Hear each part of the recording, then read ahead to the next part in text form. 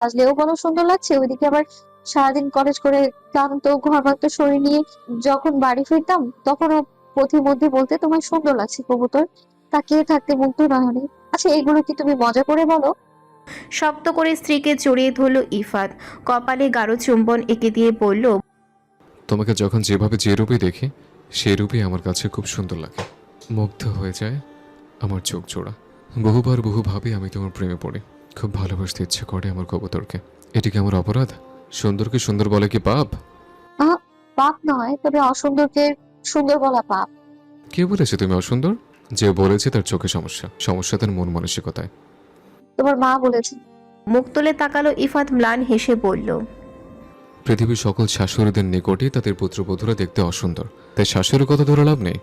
তুমি শুধু তোমার স্বামীর কথা ধরবে, বুঝলে? হুম। এবার চুপ থাকো তো, মনোযোগ সহকারে একটু আদর করতে দাও। বাড়ির অবস্থা আগের থেকে অনেকটা বদলে গেছে। কেউ পায়রার সঙ্গে ঠিক করে কথা বলছে না। ইসম তারা চোখ রাঙানির ভয়ে এগোতে পারছে না আমিনার মা। ওদিকে শাশুড়ির জন্য কহিলেও কথা বলতে পারছে না। ভয়ে ভয়ে ইসম তারার উদ্দেশ্যে পায়রা জিজ্ঞেস করল। আমি কোনো কাজে সাহায্য করবো আম্মা?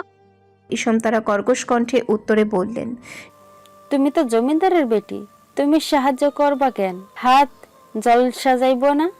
শাড়ির আঁচল শক্তভাবে মুঠো করে ধরে এক কোণায় ঠেসে দাঁড়িয়ে রইল পায়রা। পেছন থেকে তীর্যক কণ্ঠ হতে নিঃসৃত হলো, আপনি আমার স্ত্রীর সঙ্গে এমনভাবে কথা বলছেন কেন আম্মা? খারাপ কি বলেছ? ভরকে গেলেন ইসম তারা। ঘাড় ঘুরিয়ে ইফাতকে দেখতেই ভেতরে সকল ভয় নিয়ে গেল পায়রার। ইফাত এগিয়ে এলো, স্ত্রীর উদ্দেশ্যে বলল, তুমি এই বাড়িতে না থাকাকালীন সময়েও বাড়িতে কিন্তু সব কাজকর্ম হয়েছে, তাই তোমার কিছু করার প্রয়োজন নেই, ঘরে যাও। আর এক মুহূর্তও দাঁড়ালো না পায়রা, নিঃশব্দে স্থান ত্যাগ করলো। ইসম তারা মুখ বাঁকিয়ে বললেন, বউয়ের দালালি করতে আইছে। ইফাত ঘোর প্রতিবাদ করে বলল, আপনি আমার বউকে অযথা সবার সামনে অপমান করেছেন, আর আমি তো প্রতিবাদ করলাম বলে দালাল হয়ে গেছে। আমাগো তো বিয়ে হয় নাই, আমাগো তো জামাই নাই, আর না আমাগো কোনো শাশুড়ি আসিল। আগের দিন এখন আর নেই আম্মা। আপনাদের স্বামী প্রতিবাদ করেনি বলে যে আমি করব না এমনটা ভাববেন না। মায়ের হাতে বউকে অত্যাচারিত হতে দেখার মতো পুরুষত্বহীন পুরুষ আমি নই, নিজের বাড়ি ছেড়ে বাড়িতে এসছেও। আমার মতই আপনাকে আম্মা বলে রাখে, তাই আপনার উচিত ওকেও মেয়ের চোখে দেখা। তাও যদি না পারেন, পুত্রবধূ হিসেবে অন্তত সম্মানটা দিয়েন। শাশুড়ি হিসেবে আপনার উচিত ছেলে বউকে শিখিয়ে পড়িয়ে সংসারের যোগ্য ভোগ করে তোলা। জ্ঞান দিবি না তাই বললে তোর বউরে কিছু কন যাইব না? যাবে, তবে ভালোবেসে ভুলগুলো সংশোধন করে দেবেন। ভালোবাসা দিলে ভালোবাসা পাওয়া যায় আম্মা। ইসম তারা আর কথা বাড়ালেন না, নীরব হয়ে গেলেন। ভেতরে জমা হলো চাপা ক্ষোভ, রাগ। ইফাত স্থান ত্যাগ করলো।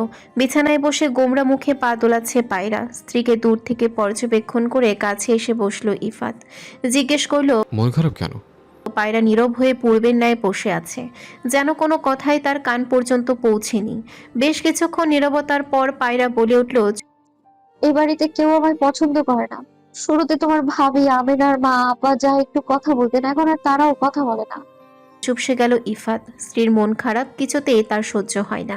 মাঝে মধ্যে এসবের জন্য নিজেকে দায়ী মনে হয়। মনে হয় চঞ্চল মেয়েটিকে সে এক নীরবতার রাজ্যে এনে ফেলে দিয়েছে। স্বামী নিশ্চুপ হয়ে যাওয়া দেখে ফোঁস করে নিঃশ্বাস ফেলল পায়রা, বলল, আবার নিজেকে অপরাধী ভাবে শুরু করে দিলে, তোমাকে তো দেখছি কিছু বলাই যাবে না। ভাববো কেন? আমি তো সত্যি অপরাধী, তোমার জীবনে একাকিত্ব নিয়ে এসেছি। পায়রা প্রত্যুত্তর করল না। ইফাতের কাঁধে মাথা রেখে চোখ জোড়া বন্ধ করে নিল। সকালের পর থেকে ইসম তারার মুখে রা নেই। ছেলের করা অপমানে নীরব হয়ে গেছেন তিনি। শব্দ করে হাঁড়ি পাতিলগুলো এক জায়গা থেকে আরেক জায়গায় রাখছেন। মাহবুবা বেগমের বিরক্ত লাগছে এই বিদঘুটে শব্দ শুনতে। ঝামেলা চাইছেন না বলে কিছু বলতেও পারছেন না। কাজ শেষ করে স্বামীর ঘরের দিকে পা বাড়ালেন তিনি। দ্বিতীয় বউ ঘরে তোলার পর থেকে নেওয়াজ মির্জা এবং ওনার ঘর আলাদা। সময়ের সঙ্গে সঙ্গে বেড়ে যায় দুজনার দূরত্ব। এমন অবজ্ঞায় অবহেলায় একটা সময় স্বামীর প্রতি থেকে সকল মোহ ভালোবাসা কেটে যায় ওনার। এখন আর এসব নিয়ে নেই কোনো অভিযোগ। প্রথম স্ত্রীকে ঘরে দেখে অধরে হাসি ফুটে উঠল নেওয়াজ মির্জার। হাসিটা কৃত্রিম নাকি অকৃত্রিম বুঝতে পারলেন না মাহবুবা। নেওয়াজ মির্জা হাস্যোজ্জ্বল মুখে জিজ্ঞেস করলেন, আই যে ঘরে যে সহজে তো তোমার এই ঘরে দেহি না। কেন, ঘরে আসাও কি এখন নিষেধ নাকি? কি কও, নিষেধ হইব কেন? তুমি আমার বড় বউ, তাই তোমার যেহানে ইচ্ছা সেহানেই তুমি যাইবা। মাহবুবা প্রসঙ্গ বদলে বললেন, আপনি কইছিলেন ইফাত বাড়ি আসলে সম্পত্তির ভাগ কইরা দিবেন। ইফাত তো আইয়া পড়ছে, তাই এবার সম্পত্তি লইয়া কবে বসবেন? মুখশ্রীতে মলিনতা ভর করল নেওয়াজ মির্জার। ইফাতের বাড়ি ফেরা পর্যন্ত অপেক্ষা করার কথাটা বলে তখনকার জন্য পরিস্থিতি নিয়ন্ত্রণে এনেছিলেন তিনি। স্ত্রীকে সবকিছু ভুলে যাওয়ার জন্য সময় দিয়েছিলেন, কিন্তু এখন তো পরিস্থিতি গন্ডগোল ঠেকছে। স্বামী নীরবতা দেখে মাহবুবা জিজ্ঞেস করলেন, কথা কন না কেন? আমি বাইসা থাকতে মির্জা বাড়ি আলাদা হইতে দিব না, জমি জমা এখন ভাগ হইব না। টনক নড়ে উঠল মাহবুবার, তেজে কণ্ঠে বলে উঠলেন, ওহো, বুঝেছি এইবার। আমার পোলারে সবকিছু থাইক্কা বঞ্চিত করার লাইগেই এই সব বুদ্ধি আসছেন, তাই না? অয় তোমার একার পোলা না, আমারও পোলা। নিজের পোলারে বঞ্চিত করবো কেন?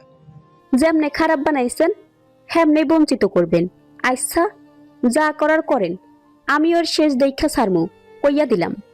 কথাটা বলে গটগট করে হেঁটে ঘর থেকে বেরিয়ে গেলেন মাহবুবা। কয়েকদিন এই পরিস্থিতি হাতের বাইরে চলে গেছে নেওয়াজ মির্জার। বাড়িতে ঝামেলা, বাইরেও ঝামেলা, চেহারাটা কেমন যেন বুড়িয়ে গেছে। দুপুরে খাবার খেয়ে বাড়ি থেকে বের হয়েছে ইফাত। অনেকদিন পর গ্রামে ফিরল, অথচ বন্ধুদের সঙ্গে দেখাই করা হয়নি। জানালার ধারে দাঁড়িয়ে অম্বরে মেঘ দলের ছুটোছুটি দেখছে পায়রা। ইফাতের ঘরে জানালা দিয়ে বাহিরটা খুব ভালো করে দেখা যায়। দোতলার ঘর হওয়ায় প্রাকৃতিক পরিবেশটা খুব করে অনুভব করা যায়। দরজায় টোকা পড়ার আওয়াজ হতেই সেদিকে তাকালো পায়রা। কোহিলেকে দেখতেই ঠোঁটের কার্নিশে হাসি ফুটে উঠল। কোহিলে অনুমতি চাইল। ভেতরে আসবো? হ্যাঁ আসুন না, অনুমতি নেওয়ার কি আছে? কোহলি ভেতরে প্রবেশ করল, হাতে একটা ট্রে, যাতে 2 কাপ ধোয়া ওঠা দুধ চা। ট্রেটা বিছানায় রেখে 1 কাপ চা এগিয়ে দিল পায়রার দিকে। পায়রা মৃদু হেসে তা গ্রহণ করল। আরেকটা কাপ নিজের হাতে তুলে নিয়ে কোহলি বলল, সকালের ব্যবহারের জন্য রাগ করো না। আসলে শাশুড়ি মায়ের সামনে তোমার সঙ্গে কথা বলতে সাহস হয়ে ওঠেনি। কথা বললে উনি রাগ করতেন। আমি রাগ করিনি, কিছু মনেও করিনি। তা একা একা কি করছিলে? কি আর করবো, কাজ নেই তাই আকাশ দেখছি। আমিও এমনটাই করি। বেশিরভাগ সময় আমাকে একা থাকতে হয়। সেই একাকিত্ব ঘোচাতে আকাশ দেখি। আকাশ দেখলে শূন্যতা হ্রাস পায়, একাকিত্ব ঘুচে যায়। আপনার আবার এত একাকিত্ব কিসের? মলিন হাসল কোহলি। প্রশ্নের উত্তর দিল না, বলল, আপনি আপনি করো না তো, খুব পরপর মনে হয়। আমি কি তোমার পর নাকি? আমি হচ্ছি তোমার বড় বোনের মতো। কিছুটা ভড়কে গেল পায়রা। বড় বোন? প্রশ্নবিদ্ধ দৃষ্টিতে তাকিয়ে শুধালো, তাহলে আপু বলে ডাকবো আপনাকে? হ্যাঁ দেখো, কিন্তু আপনি বলা যাবে না। পায়রা মুচকি হেসে উত্তর দিল। আচ্ছা। কোহেলির মনে পড়ে গেল নিজের ছোট বোনটার কথা। পিঠাপিঠি বোন দুজনে, অনেক বছর বোনের সঙ্গে দেখা হয় না তার। কোহেলির বিয়ের পরপরই তারও বিয়ে হয়ে যায়। বিয়ে করে স্বামীর সঙ্গে দেশের বাইরে চলে গিয়েছিল বছর 5 আগে। এখন সে একটা ফুটফুটে কন্যা সন্তানের জননী। বাবা মায়ের সঙ্গে সর্বদা যোগাযোগ রাখলেও বড় বোনের সঙ্গে কোনো যোগাযোগ নেই। 2 বার নাকি মেয়েকে নিয়ে দেশ থেকে ঘুরে গেছে, কিন্তু তৎক্ষণাৎ জানতে পারেনি কোহলি। হয়তো বোন ইচ্ছে করে যোগাযোগ রাখে না তার সঙ্গে। কথাগুলো ভাবতে ভাবতেই চোখ জোড়া ঘোলাটে হয়ে এলো কোহলির। লুকিয়ে মুছে নিল অশ্রুকণা। এশার নামাজ শেষে বিছানায় বসে বই পড়ছে পায়রা। ইফাতের পড়ার টেবিলের উপরে অনেকগুলো উপন্যাসের বই আছে। পায়রা তুলে নিয়েছে শবনম নামক বইটি। এই বইটি সম্পর্কে অনেক শুনেছে পায়রা। পড়ার তীব্র ইচ্ছেও ছিল, কিন্তু বইটি কিনে নিয়ে বাড়ির আসার সাহস কখনো হয়নি। পাঠ্যপুস্তক ব্যতীত অন্য বই পড়া শিখা বেগমের পছন্দ নয়। বিশেষ করে এসব উপন্যাস তো একদম অপছন্দের তালিকায়। 11 নম্বর পৃষ্ঠায় আসতেই দরজা ঠেলে ভেতরে প্রবেশ করলো আমিনার মা। উপরের পাটির দাঁতগুলো বের করে হেসে বলল, ছোট চাচি আপনারে রন্ধন ছালাই যাইতে কইছে। ব্রজগোল কুচকে যায় পায়রার। সকালে তো শাশুড়ি তার সঙ্গে ভালো করে কথাই বলল না, তাহলে এখন আবার কেনই বা ডেকেছেন? মনের গহীনে ভয় হানা দিল। বাড়িতে ইফাত নেই, কখন ফিরবে কে জানে। আমিনার মা যাওয়ার জন্য পা বাড়াতেই পায়রা পেছন থেকে ডেকে দাঁড় করালো তাকে। বলল, একা একা যেতে কেমন যেন লাগছে, আসুন না একসঙ্গে যাই আপা। আমিনার মা দাঁত কেলিয়ে হেসে সাই দিল তার কথায়। রাতের ভোজনের আয়োজন শেষ। টেবিলে সব সাজিয়ে গুছিয়ে রাখা হয়েছে।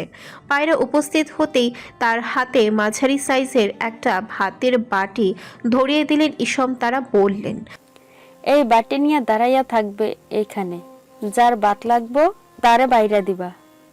বামে মাথা এলিয়ে হ্যাঁ বোঝালো পায়রা। ধীরে ধীরে সবাই হাজির হলো খাবার টেবিলে।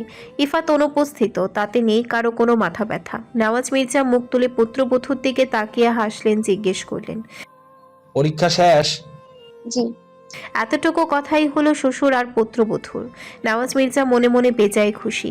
মনে মনে বললেন, কি কপাল আমার, মাস্টারের মাইয়া মির্জা বাড়ির খাবার টেবিলের সামনে ভাতের বাটি লইয়া দাঁড়াইয়া আছে। খাওয়ায় মনোনিবেশ করলেন তিনি। একের পর একজন ভাত চাইতে চাইতে নাকানি চুবানি খাওয়ালো পায়রাকে। ভোজন শেষে যে যার মতো ঘরে চলে গেল। রাত 10টা ছুঁই ছুঁই। প্রচণ্ড খিদে পেয়েছে পায়রা।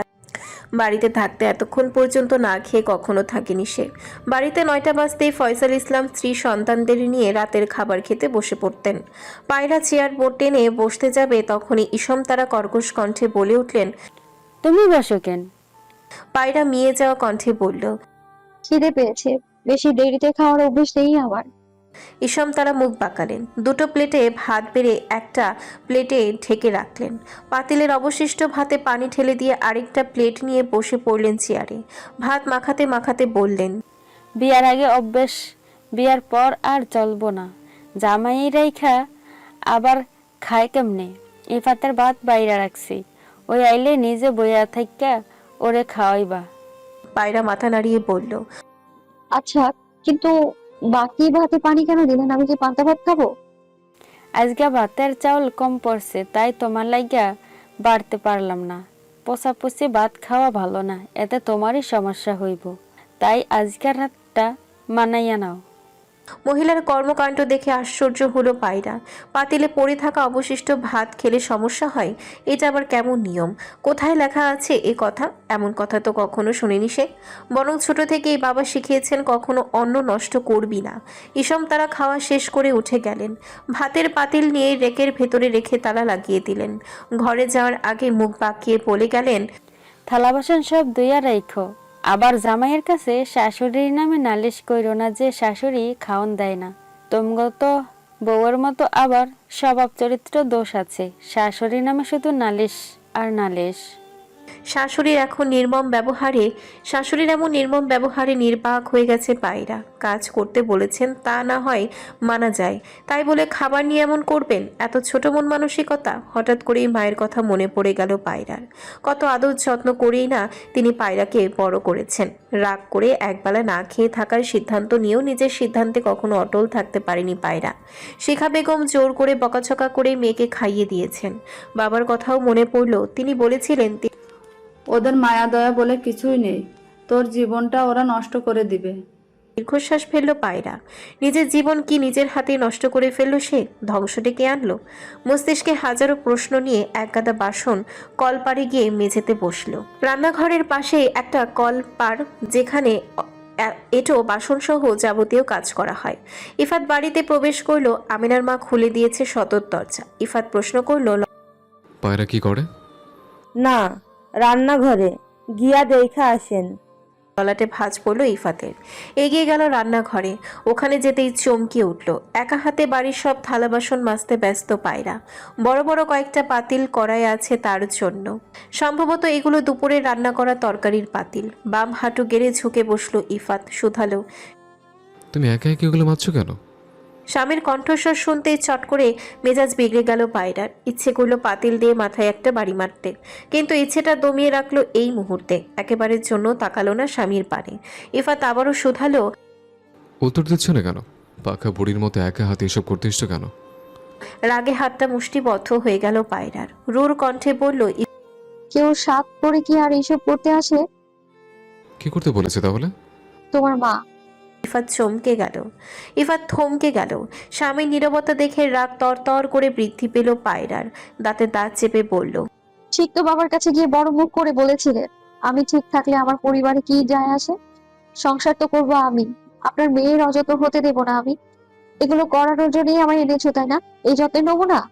ড্যাব ড্যাব করে স্ত্রীর মুখশ্রীতে তাকিয়ে রইল ইফাত। বুঝতে পারল খুব রেগে আছে পায়রা। রাগটাই অস্বাভাবিক। এসব কাজে সে অভ্যস্ত নয় পারদর্শী। যৌথ পরিবারের সঙ্গেও তেমন করে পরিচিত নয়। মাঝে মধ্যে মায়ের হাতে হাতে টুকটাক কাজ করে দিত, তাই বলে আজ তার এমন অবস্থা হবে? খিদের জ্বালায় পেটে চুচু করছে। হুট করে স্ত্রীর হাত ধরে তাকে টেনে দাঁড় করালো ইফাত। বালতি থেকে মগ দিয়ে পানি নিয়ে স্ত্রীর হাত ধুয়ে দিল। ভ্রু কোচকে স্বামীর পানে তাকিয়ে আছে পায়রার জায়গাটা দখল করে বসে পড়ল ইফাত। বলল, রাত হয়েছে, এখন তো আর চাইলে মাকে ডেকে জিজ্ঞেস করতে পারবো না যে আমার পিচ্ছি বউকে দিয়ে কেন এত কাজ করাচ্ছে। তাই আমি না হয় দায়িত্ব পালন করি। মানে তুমি এখন এগুলো মাজবে? হুম। বাধা দিতে চাইল পায়রা, কিন্তু ইফাত তার বাধা শুনল না। অনেকক্ষণ সময় নিয়ে সব বাসন পরিষ্কার করে বসা থেকে উঠে দাঁড়ালো। হাত মোছার কাপড় দিয়ে মুছে নিল হাত। খাবার টেবিলে বসে পড়ল। ইশারায় পায়রাকেও বসতে বলল। পায়রা চুপচাপ বসে পড়ল পাশের চেয়ারটাতে। খাবার বেড়ে রাখা প্লেটের দিকে তাকিয়ে প্রশ্ন করল। রাতের খাবার খেয়েছো বলে তো মনে হয় না। থেমে কৈফত দেওয়ার ভঙ্গিতে পুনরায় বলল। আসলে অনেকদিন পর সবার সঙ্গে দেখা হলো তো, তাই সবাই জোর করে আটকে রেখেছিল, সে কারণে আসতে দেরি হয়ে গেছে। তা তোমার খাবার কোথায় নিয়েছো?